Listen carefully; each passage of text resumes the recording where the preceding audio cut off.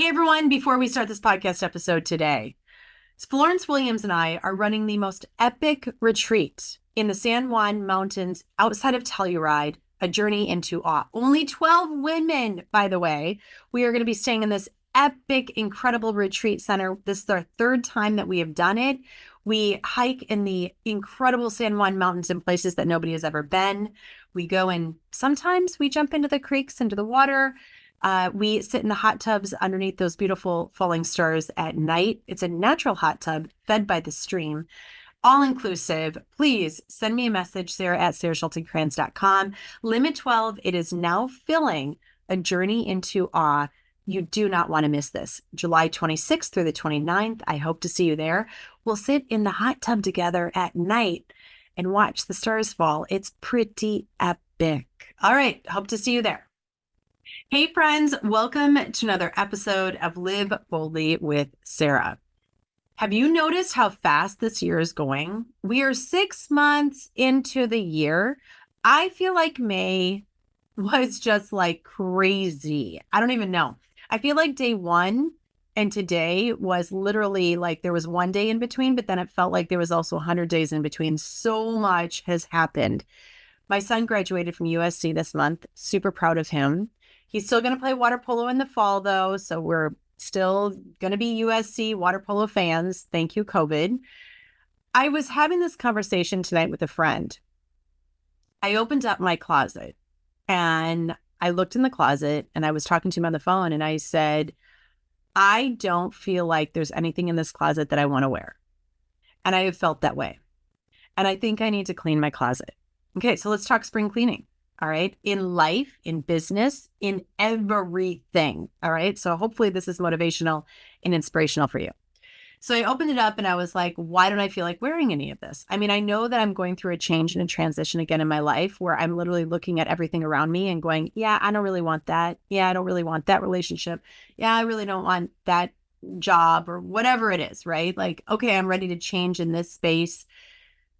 What we talked about, he and I, was the 80-20 rule.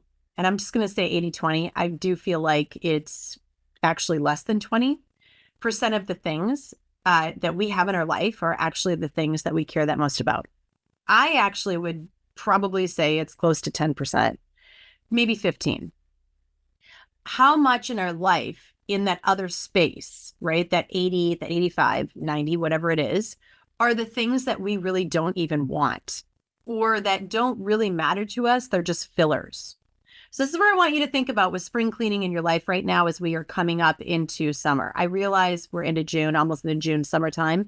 For those of you that have not done your spring cleaning yet, use this. Or go back and do it again, because that's what I'm going to be doing is I go up into my house and open my closet again and go, because I already did clean out my closet earlier in the spring. And I'm sitting there like, wow, I feel like I need to do this again. And that's okay. Point being, that's another huge thing. It's okay. Clean as much as you need to. Clean your relationships, your homes, your life, your business, all of it as much as you need to. Here's the story that I want to share with you, though. Back in, I believe it was 2015, 16, I started thinking about selling my house. I was living in a 3-story, 4,200 square foot house, literally across the street from where I live right now. I wanted to sell my home. I was ready to strip down, to clean out, going through this divorce. I was like, I need to start over again.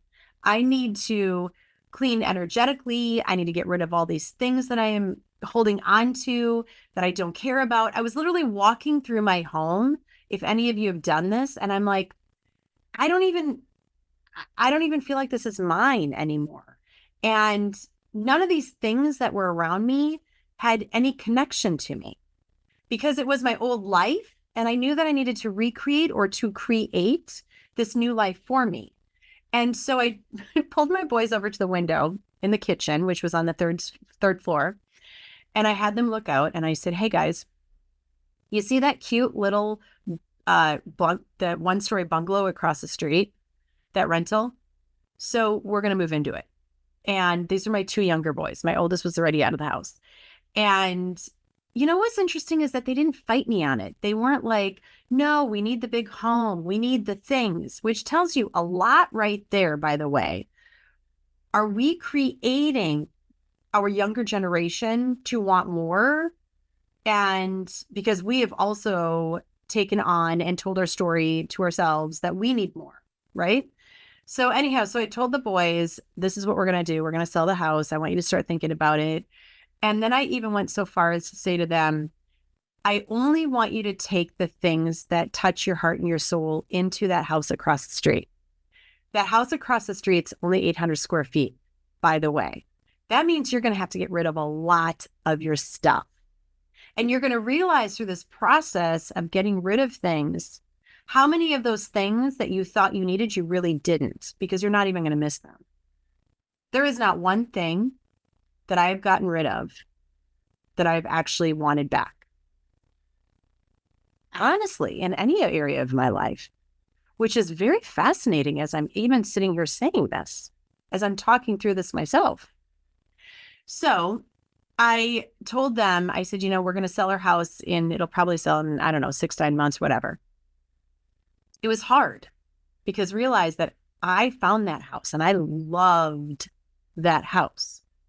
Have you also noticed that I haven't said home?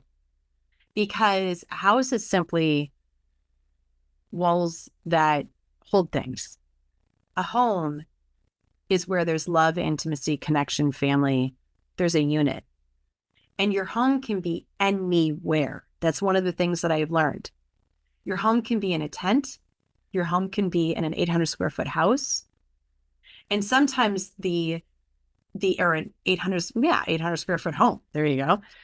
Sometimes the places that we think are going to be our home end up not being our home. They end up being our house. So you can create that family unit, that intimacy, that love, that connection anywhere. That's the point, right?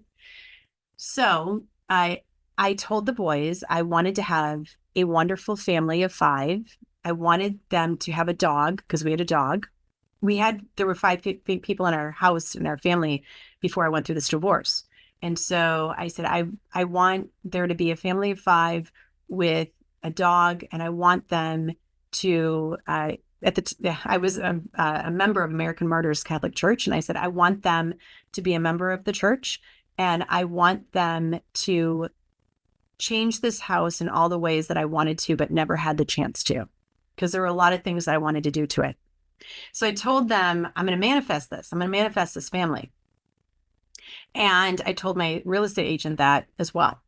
And he kind of laughed at me. And I said, oh, by the way, I want the family of 5 and I want to sell it by Memorial Day of this year. And lo and behold, the most incredible family of 5 now live across the street from me. They are just a wonderful, lovely family. And they redid the house to the ways, like all the things that I wanted to do in a way that I would have done them had I have had the opportunity. So my boys, we move out of this house. We take 95% of our stuff, that's it, into this little 800 square feet literally across the street from our old home. You open our front doors and you can see our old house across the street. And for many people, it might seem weird. Like, how can you do that? And isn't that hard for your kids? And really, I think what this was an exploration into self and what's really, really important. It was like stripping everything down in that spring cleaning of your life, which can happen at any time, many, many times in your life, right? Completely stripping it down and getting to the core, the foundation, which for us, in my family, the foundation, those are our values. What's important, right? Your values are love, intimacy, family, connection, honesty, truth, all those things. And so for me, going through that process with them was literally stripping it down to the studs, down to the core, down to the foundation, and then rebuilding. Now, the funny thing about this is I told them, I'm like, guys, we're only going to be in there for like a year or two. Like, I don't even know if I can live in that place for 800 square feet. Like, I remember there's this funny time. Oh my gosh. My youngest, so they were young, by the way, like they were only 9 and 14, I think. And the youngest was getting ready for school and he was always late. And I remember the middle one, the 14-year-old, he was like, Christian, seriously, why are you late all the time? Like it takes 5 steps to get from one side of the house to the other. You can see from one side of the house through to the other. Why is it that it takes you so long to get ready and that you are late? Come on. And I laughed because we literally like that's the point is like you're creating stories, these new stories as a family unit in this space, regardless of what that space is, because you're creating your home wherever you are. And I wouldn't change it for the world. I told them that it was going to be 2 years. It's, I think, 7.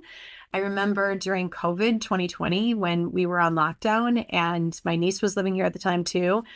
And my Carson, my middle, the water polo player, I've got big boys, by the way. Like I've got big kids. They take up a lot of space. And he said to me, why? Like literally, Mom, why? We could be across the street in the 3-story house. Why did you have to sell it? Because now we're in like we're both busting at the seams in this little place during COVID. And I said, yeah, but you wouldn't have the memories. Like you would all have gone to your room and you would have all been on your own floor. And here you're not. Here I get to see you. I get to be with you. We get to be together. You know, it's messy. It's really messy and it's sticky and it's yucky sometimes. And again, I wouldn't have done it any other way. Wouldn't have done it any other way. I'm so glad that we did it this way. And my next space is to come. I know that. My next home is to come. And when I go to get into that house, that next house, I will pray that I was manifested for that house like I manifested this family across the street, that lovely, lovely family.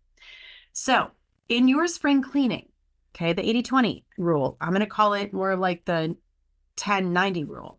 I feel like we carry a lot of stuff every day, that 90%, 80%, whatever it is, that stuff in our life that really does not matter. By the way, that includes for your thoughts as well and the stories that you tell yourself.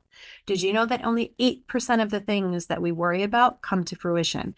That means less than 1 in 10 things that we worry about and stress over every single day, less than 1 in 10 actually happens.